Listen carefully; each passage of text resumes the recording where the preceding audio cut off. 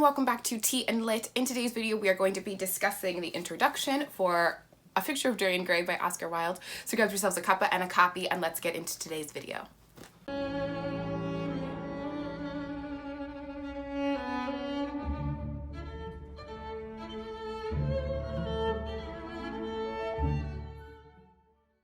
This book was first published in 1890, so that's why we're reading it for Victober. Oscar Wilde is one of the great authors of the Victorian era. A quick synopsis of the story is that our main character, Dorian Gray, is young and handsome, and he'd like to stay that way. And his friend, Basil Hallward, is an artist, and he paints him.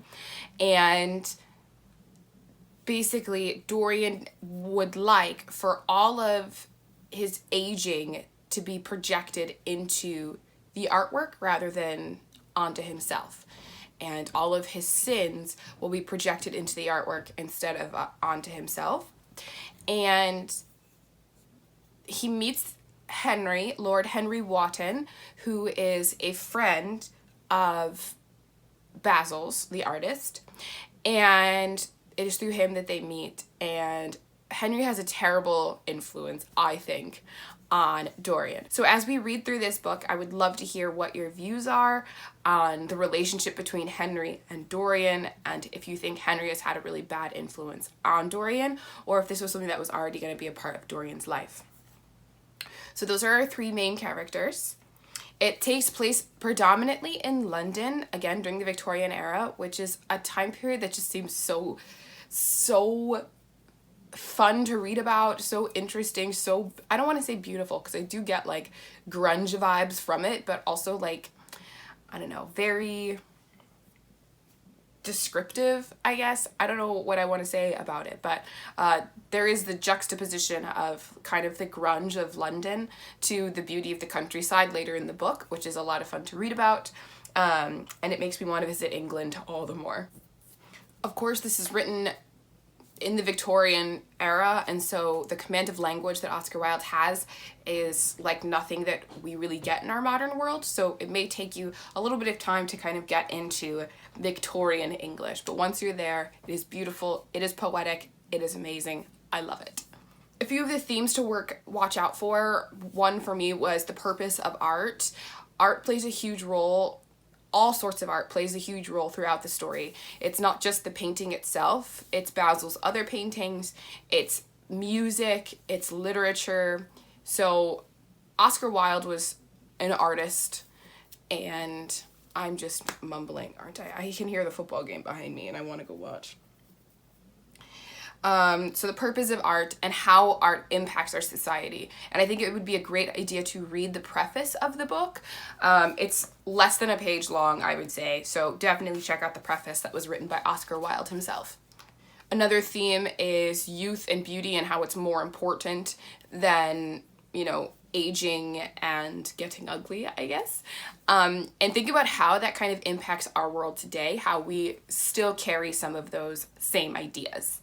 And then another one that I thought was really interesting was how fake society is, the superficiality of society, and how towards the end, people have an opinion about Dorian Gray that is less than ideal, but he still gets invited to parties and they still want to spend time with him and they still want to hang out with him.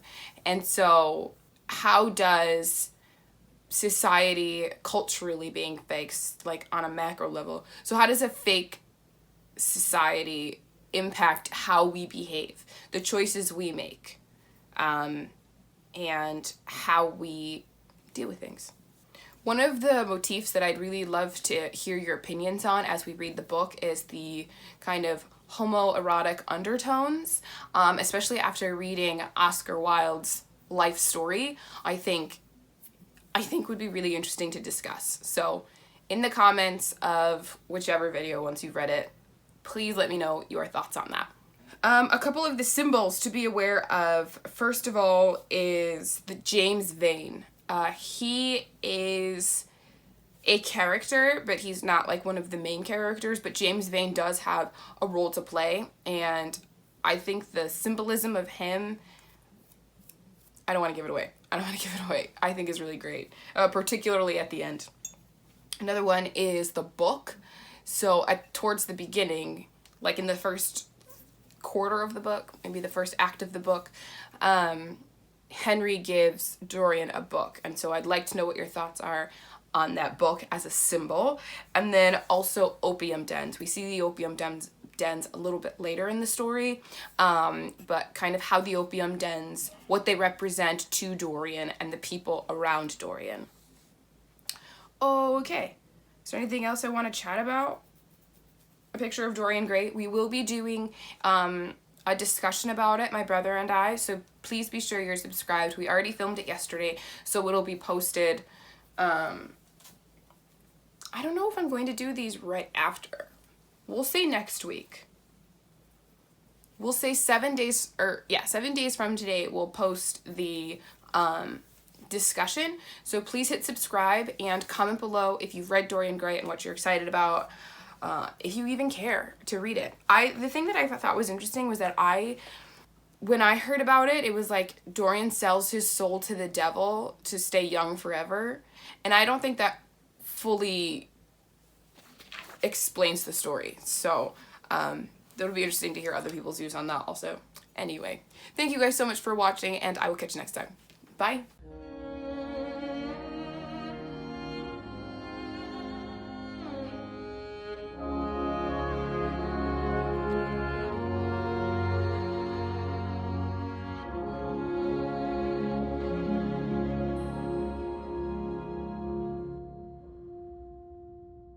This was a 9-minute video. Surely I have more to say about Dorian Gray. They're all rich. Basil is the least rich, but they seem all pretty well-to-do. They're in the upper echelons of society.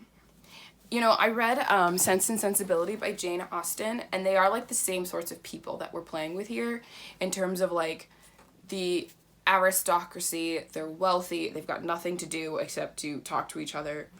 But this was better than Sense and Sensibility. And I think that's because I don't even know what this would be considered. It's not like sci-fi. It's not fantasy. It's more like, I don't know, literary fiction. Sense and Sensibility is a romance that I don't care for, but it's just my views. I don't know what else to say, guys, but I do feel like if it's 9 minutes of raw footage, it's gonna be like 4 minutes of a video. Whatever. Maybe 4 minutes is fine. Bye.